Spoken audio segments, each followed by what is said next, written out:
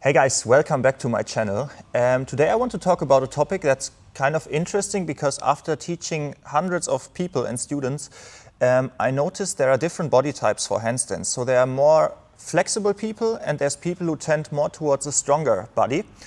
And none of this is better or worse, but you have to understand that each body type requires an individual process. So I hope with the video today I can help you finding out which body type you are and what kind of exercises you should be leaning into. I hope it helps you. Enjoy the video and let's go.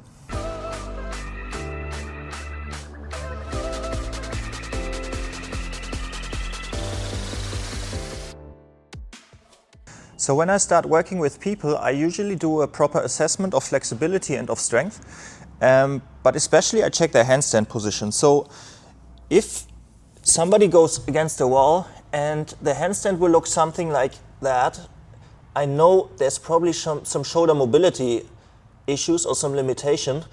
Some people I work with, their position will look more like that. So they're almost hanging in an open shoulder position and having a hard time to balance here because they're so open that once they start balancing, they start pushing out of a handstand. For myself, I tend towards the less flexible side, but I'm also teaching many dancers or yoga people that are super flexible in their shoulders. And if I would tell them to open their shoulders even more, they would push themselves out even more. So for those flexible people, it's more important to strengthen the range of motion or the range, because otherwise, if we open the shoulders even more, it's less likely to find balance. For stronger people like me or for many of my CrossFit students or people that come more from bodybuilding or strength and conditioning, if I would tell them to close their shoulders a bit and to planche, they lean more into what they already kind of have, and we're making the process much harder because they need to open their shoulders actually. So one amazing exercise that we can choose, which could help both body types, would be a belly to wall tuck position. So we would set up in a tuck position. Again, for the less flexible people, they would probably directly go here. For the more open people, they would go more into that position. I would like to keep my shoulders first over my wrist, then slide down, trying to tilt my pelvis as much as possible so I'm not arching. Here, I'm already working on my shoulder strength here.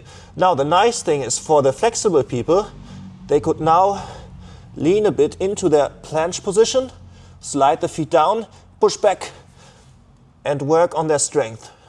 Just go here, lean, push back with straight arms. We don't want to bend.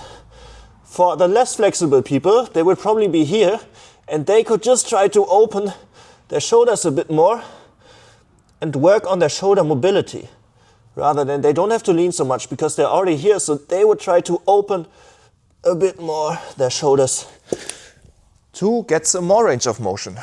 This is important to notice because it's a very different process. So the stronger people, they need to work on their flexibility, but the flexible people, they don't need that. They need to to load the shoulders more and to lean more into a planche position.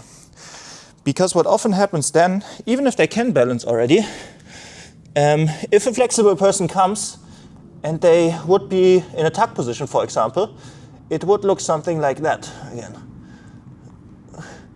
They are hanging here and they can also balance here, it's kind of easy for them, but the moment they go deeper in the tuck position, they push out even more and will fall out of the handstand. What we need here is some planching motion. So if you imagine starting here and you're hanging in your shoulders, I would try to get them into a leaning the shoulders.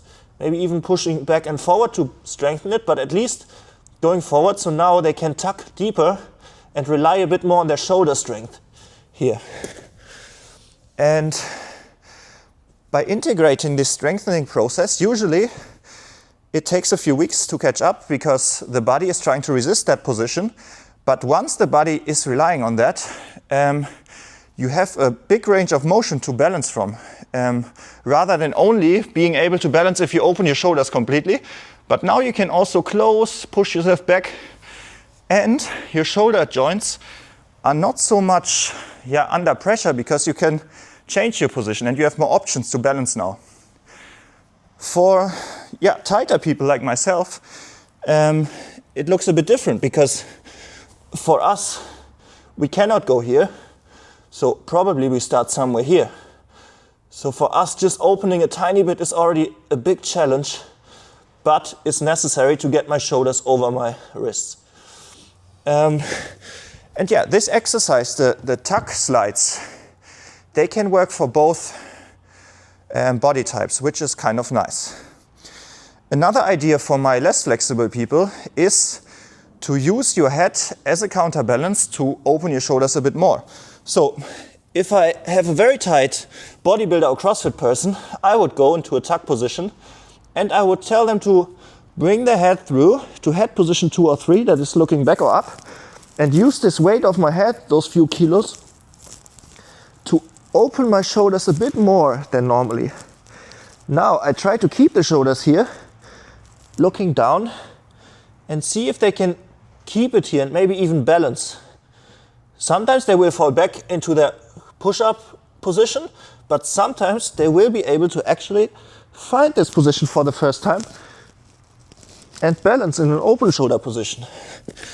So there's many options, but it's super important because I see many people, they choose a process that's not really made for them or that's not really helpful for them.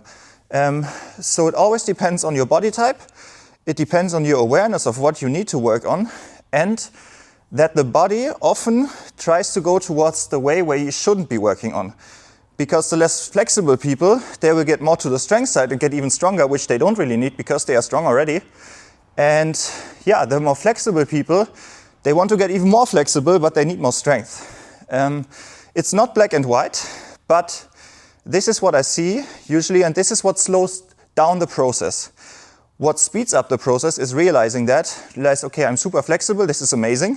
Some people are neither flexible nor strong, but if you are tending to one of those, your best bet is to focus a few % every week on what you're lacking, either strength or flexibility. And this will make a much bigger impact than doing the same things again and again that you already can do, but challenge yourself and lean into uncomfortable position to get the body into this understanding and this hybrid motion of I have strength and I have flexibility to balance my position. Because then later you have much more options if you want to balance in tuck position, for example. Now I can hold it here, I can use my flexibility, but I can also go here. I can hold it here, I can hold my straddle position here. I could also open my shoulders, hold it here, can play around with my hip positioning, but I have much more options and chances to balance upside down.